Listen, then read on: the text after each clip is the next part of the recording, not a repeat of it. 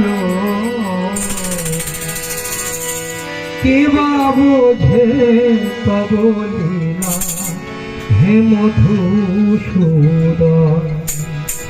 আমরা জানি ভগবান বলেছেন যখন যখন ধর্মের গ্লানি হয় তখন তিনি নিজেই এই পৃথিবীতে আবির্ভূত হন। আর ঠাকুর এবার বললেন ধর্ম যখনই বিপাকী বাহনে ব্যর্থ অর্থে ভাই পুরাণ পুরুষ তখনই আসেন পাপী পরিত্রাণ পায়। তুমি কখন কালী বনমালী কখন কালী বনমালী কখন কৃষ্ণ নারায়ণ কে বা বোঝে আরে কে বা বোঝে তরুণ হে মধুসূদন আরে কে বা বোঝে তরুণ হে মধুসূদন। তুমি কখন কালী বনমালী কখন কালী বনমালী কখন কৃষ্ণ নারায়ণ কে বা বোঝে তরুণ কে বা বোঝে তরুণ হে মধুসূদন।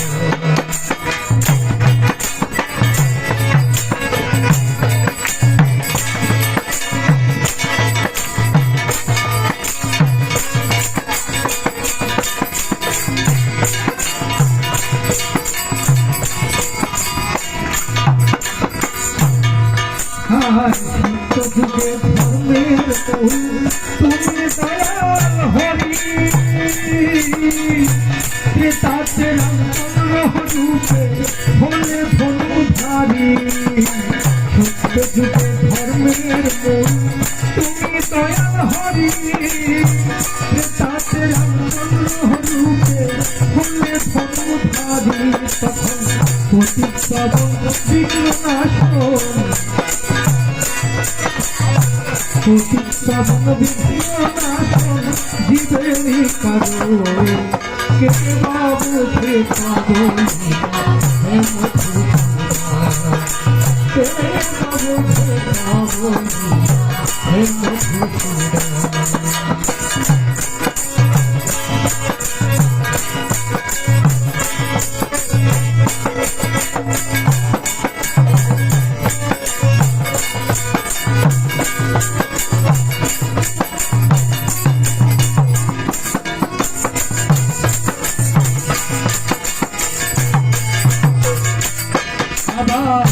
জগতে কৃষ্ণ রূপে খেলে ভরা ধামে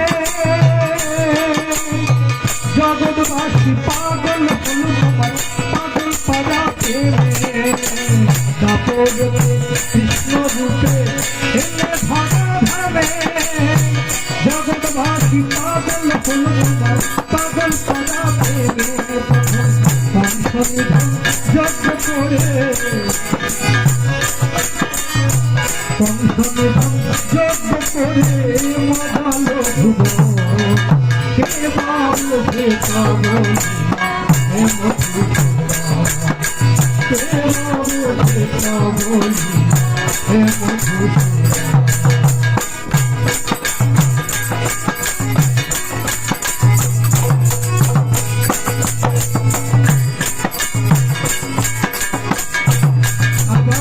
কলি যুগে গৌরাঙ্গ দেশে ছিল চৈতন্য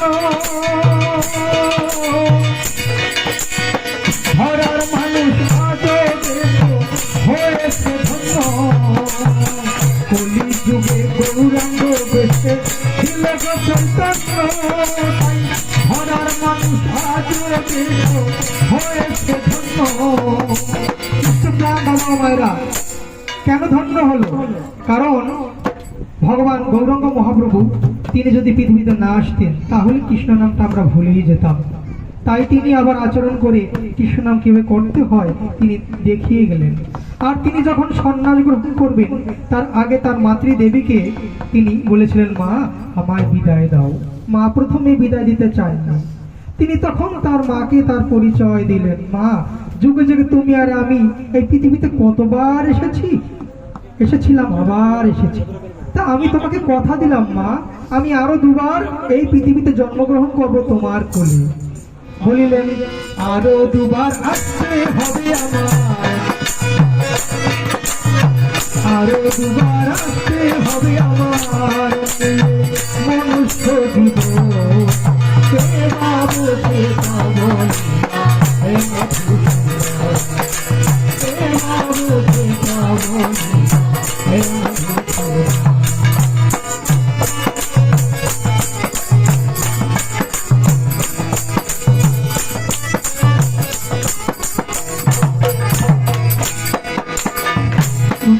দাদারা মায়েরা, ভগবান যদি কোনো কথা মুখে বলে যায় তাহলে সেটা কি মিথ্যা হন? তিনি কি তা পালন করেন না? আমরা একবার খুঁজে দেখেছি তিনি যে বললেন আমি আরো দুবার পৃথিবীতে আসবো, তিনি এসেছেন কিনা? তাই তোমার কথা রাখবার পরে এলে আমার পুকুরে রামকৃষ্ণ হয়ে পড়বে লীলাদিনে দক্ষিণেশ্বরে। তাই তোমার কথা রাখবার পরে এলে আমার পুকুরে রামকৃষ্ণ হয়ে পড়বে লীলাদিনে দক্ষিণেশ্বরে। ভগবান রামকৃষ্ণ পরমহংসদেব তিনি বলেছেন যেই রাম সেই কৃষ্ণ, একই দেহে রামকৃষ্ণ। আবার যখন তিনি দেহ ছেড়ে চলে যাবেন তখন সারদা মাকে তিনি বললেন, সারদা হাতের নোয়া ভেঙো না, সিঁদুর মুছো না, আমি পার্শ্বদের সব জ্ঞান দিচ্ছি না, আমাকে আবার দেহ ধারণ করতে হবে। মানুষ এ ঘর থেকে ও ঘরে যায় না, আমিও তাই করছি। এভাবে প্রথমবারের লীলা তুমি, প্রথমবারের লীলা তুমি করলে আমার কে বাবু কে পাবো হে মধুসূদন, কে বাবু কে পাবো হে মধুসূদন।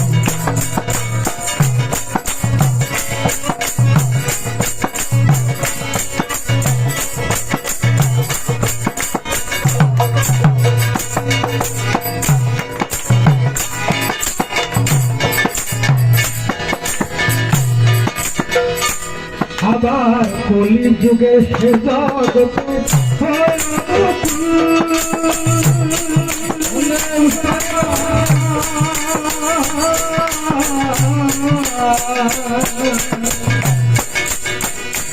আবার কলি যুগে সে জগতে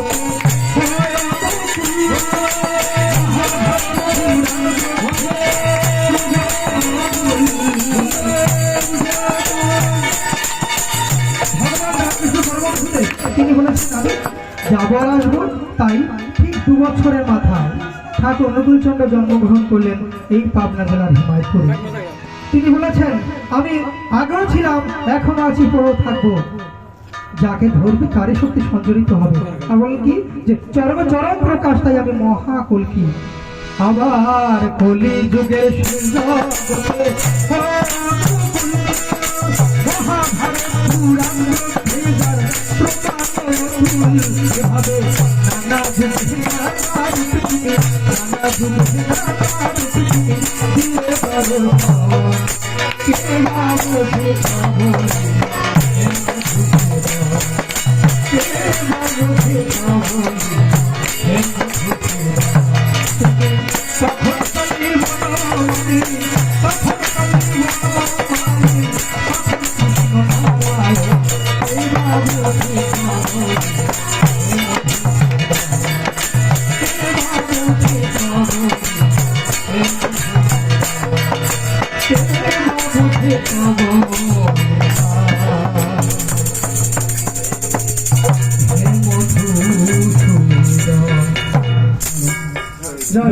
ধন্যবাদ।